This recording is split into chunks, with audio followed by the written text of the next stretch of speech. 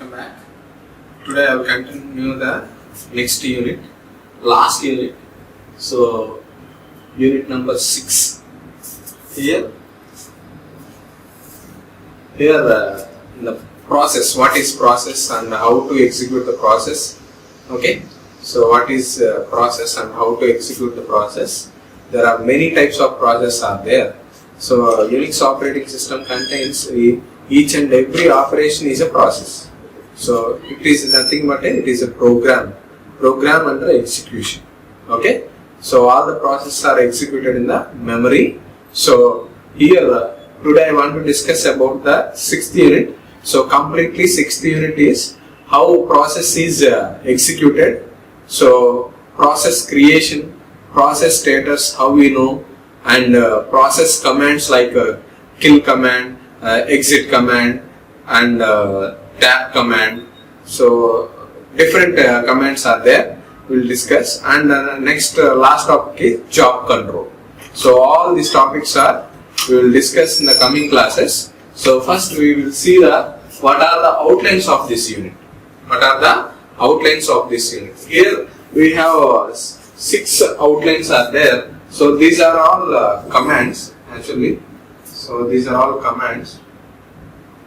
Here, these 3 are the commands. After job control, we have many type of job control operations are there. We will discuss in the last topic. Okay. So first we will see what is process. We know that already we have seen that so many operating systems. This process name is very familiar. Process. What is process? Each and every person know that what is process. Process is a program under execution. It is an instance of program. So simply we call it as it is a process. So in the Unix operating system, each and every application we are executing, take it as a command. So each command is executed, it is a process. Okay. So like that, here first we will see what is process and how it is executed. We will see that. Next one, in the process contains the different type of processes is there. Parent process, child process, some other process is there. So mainly parent process and child process is there. So how the parent process is working, how the child process is working, we will see in the second topic. It is a types of processes. Okay. Next, not only parent and child process, foreground process and background process. These are also types of process. Foreground process and background process. Foreground process is internally working, background process is externally working. So within the terminal, foreground process is working. Outside of the terminal, background process is working. So these are all types of process we will discuss. And next one is process using internal and external commands. This topic is already in the first unit. We know that already what are the internal commands, what are the external commands. I told already in the first unit.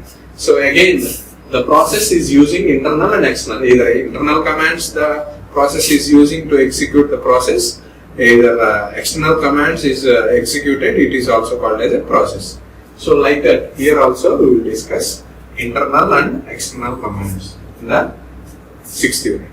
Next one, process creation. How we are creating the process. We know that generally, so we are creating the process using fork system call. Okay. So here we have how the process is executed. After creating, how the process is executed, we have 4 kind of operations: waiting operation, exit operation, exe operation, okay, fork operation. So these 4 type of operations, how the process is created and executed, I will show you in the coming classes. Next one is trap command. So next one is stdy command. Next one is kill command. So these are the commands we are using the process, how it is executed, okay, where we can execute it, and how we can stop the process, okay, using kill command. So all these things we will discuss in the coming classes. Next, job control. So each and every process is a job. Okay, how the job control will be do that. Okay, in operating system, it is not a easy task. So multiple number of processes are running at a time. So how we should control using in the job control operation? We have many type of job control operations are there. We'll discuss in the coming classes. Okay. So today I want to discuss what is process, how we are executing the process, and then types of process. Okay. We have 4 types of process: child process, parent process, background process, foreground process. Okay. We will discuss these 2 topics today. After that, we will discuss in the coming classes. All this we will discuss. So one by one we will go for. So first one is, what is process? What is process? We know that this name is very familiar. So each and every operating system, we must use the process. Whatever the application we are executed, that is also called as a process. So here some definitions are there. A process is a program. Yes, I told you already. A process is a program. So each and every computer application, we have to write the program. Okay. So it means that a process is a program in the execution where memory. So in the execution where memory, each and every process is executed. So where it is executed means in the memory. Okay. Here the main memory is there. So each and every process is executed in the memory only. So that's why a process is a program in a execution in a memory. Or in other words, an instance of a program in a memory. So process is a instance of a program in a memory, where it is in a memory. Okay, so these are the simple definitions. So each and every operating system, these definitions are common. Okay, so here a program executed creates a process. Each and every program executed, it will be created a new process. Each and every command we are executed, so it will be created a new process. Each and every application we are executed, it will be created as a new process. That's why here any program executed automatically creates a new process. Any program, so whatever the program we are running in the processor, so the processor will be processing any program, that is called as a process. Okay, so that's why any program executed creates a process. Okay, next, a program can be a command. I told you already. So Unix operating system, it will be taken as each and every application is a command type. Okay, it will be taken as a command type. Okay, so here a program can be a command. A program can be a command, a shell script. Okay, either program is a command or any shell script program or any other binary executable statement. So, or any application. All this comes under process. All this comes under process. You have to observe carefully. A program can be executed as a command. Okay, it is a process. Shell script is also a process. Binary executable statements is also called as a process. Any application is also called as a process. That's why. So process is nothing but a program can be executed as a command, a shell script, or any other binary executable statement, or any application. So these are all comes under process. Okay. However, not all commands end up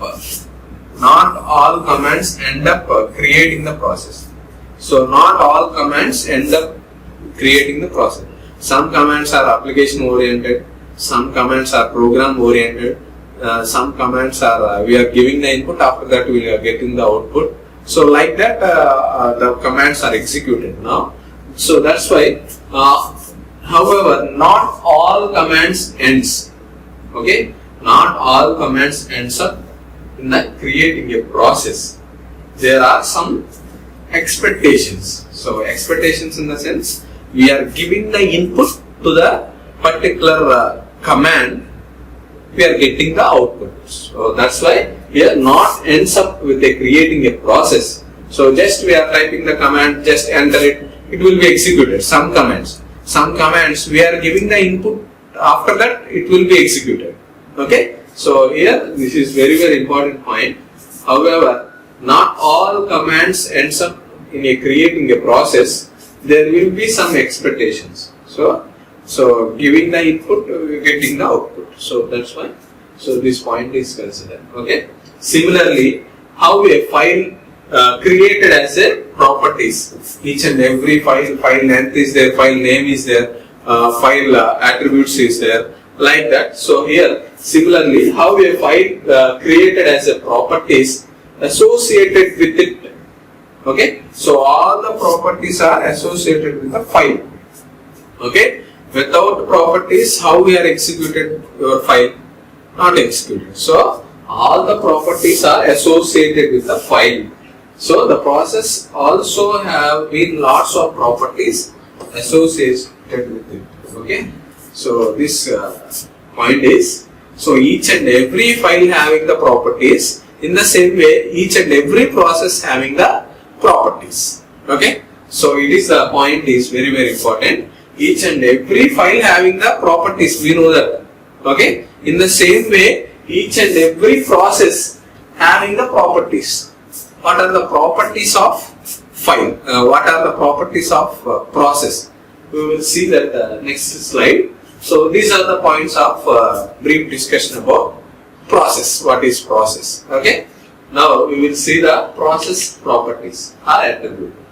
Process attributes. So file contains some attributes. File contains what attributes generally? So file name, file length, and file what type of format, file when will created. Okay, so these are all attributes. We know that already. The file system, each and every file having properties or attributes. So here process also having attributes. What are the attributes? We will see that. Here 4 kind of attributes are there. Here 4 kind of attributes are there. So a process has some properties associated with it. A process has some properties associated with it. PID, process ID. P means process ID. So each and every process is using to process ID. It is nothing but each and every file is a name. Okay. So it means that the name will be identified easily. Otherwise, how we can identify the file? So here same way, each and every process contains ID, process ID. Without ID, how the process will be identified? Yes, is it right or not? Okay. So how the process will be identified based on the ID, process ID. That means that PID. Okay. So it is very important point. It is the first attribute. Each and every process contains process ID. Okay. So why it is ID is there? So when we are identifying the process based on the process ID only. Okay. So each and every process we are giving some 001. It is a process PID. Next process 002. It is a process ID. Like that, each and every process in the memory allocated to create automatically ID, process ID. Okay, so this is the first property. Next property, next attribute is PPID. PPID. So PID we know that process ID. What is P? Parent process ID. So each and every process having a parent is there. Okay. Without parent, the process is not working because of the parent created new process or child process. Okay, that's why. So here PPID means parent process ID. PPID means parent process ID. Each and every process having the parent ID is there. So parent ID. How it is come process ID, parent ID after the process ID is coming. So that's why parent process ID is there. Okay. Next, TTY. So here we can use that terminal every time. Each and every process we are executing terminal. So that's why terminal to process is associated. Terminal to process is associated. Our terminal name SSH terminal is there. Okay. So that terminal we are executing all the commands. So that's why here the TTY means terminal to process side associated. Okay. Next, finally user ID. Each and every process we are giving the user ID. Okay. So for example, P1 is a process. That P1 is the name actually. Okay. So that means user ID. Okay. And also we are using the file descriptors. Okay. So each and every process we are using the file descriptors. So these are the attributes of each and every process. Okay. Each and every process, these attributes are there. We know that already. PS command, process status command. Okay, in the starting first unit I told, okay, process status. How many processes are running, so that process status is displayed on the screen. We can use the process status command, PS command. Okay, so let me explain the process status command. What information is displayed? All these attributes information is displayed on the PS command. In the PS command. PS is a command to display the status of the each and every process. To display the status of the each and every process. We can see that one by one. So here, PS command. We know that already. So in the first unit I told already. So PS command means just $PS, just enter it. It will be displayed like this. This is the output. It will be displayed like this.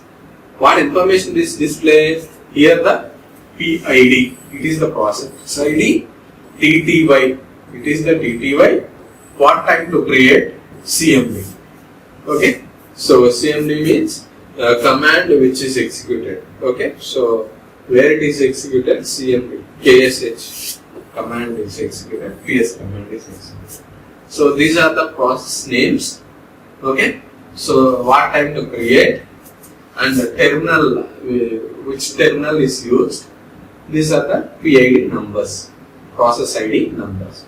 This one is 12 process ID number. This one is 30 process ID number. So these both are different. Yes. So these four fields are common. These four fields are where we can see that here attributes of the each and every process. Here attributes. Okay, one by one we can see that PID, you know that the unique process ID. Okay, so each and every process having unique process ID. Should not overlap. Okay, so we are giving only one time that process ID. Okay, unique ID number we are giving each and every process. Next, TTY, terminal from which process or command is to be executed. We are using the TTY. Okay. Next, time, what amount of time process is there, that process is executed. Okay. So this is also important. Some processes are executed fraction of seconds, nanoseconds. Some process is executed some hourly. Okay, 1 hour, 2 hours. So CMD means we are executed command prompt. All the commands are executed. So that's why we display the PS command. Okay, PS command to display the status of the process. To display the status of the process. Okay, so it is very, very important. Okay, next, here each and every process is using parent process and child process. Here you can see that the parent and child process. Parent and child process. You can see the parent. What is parent process? What is child process? Okay. So these are the one of the types of process. Generally, parent process. What is that meaning? So parent is the creator. Who will create a new process is created parent.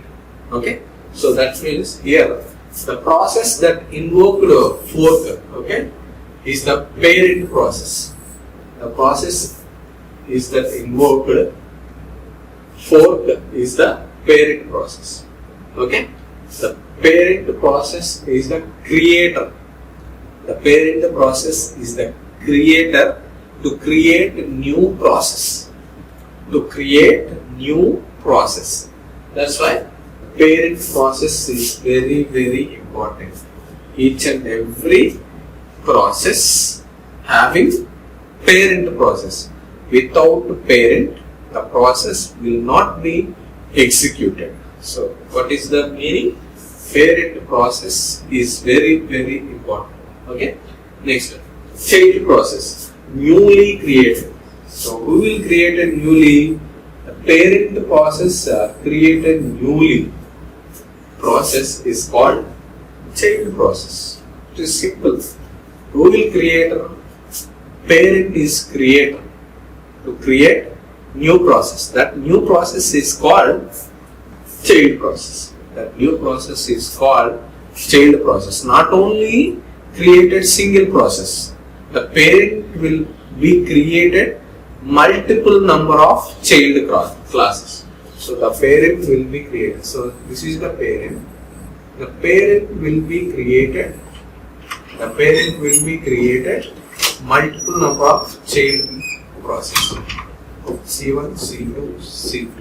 Multiple number of child process. Okay. Parent process is the creator. Child process is the created by parent. Okay. So these are the two type of parent and child process. Simply we call it as process. Okay. So you can see the diagram. So the parent process is created. How the parent process is created? The childs using the fork system call. Each and every new process is created using in the fork system call. With the help of the parent process is with the help of a fork system call to create the new process. Okay, to create the new process. This is the child process. Okay, how we are creating a new process? Using in the fork system call to create the new process. Parent is the created using in the fork system call with the help of will be created new process. So this is called as parent and child process. Okay. So it is regularly we can use it, parent and child process. Okay. So the parent process in the operating system in Unix, every process is except zero is created when another process executes the fork system call. I told you already here, fork system call is created new process. Okay. So fork system call is created new process. The process that invoked fork is the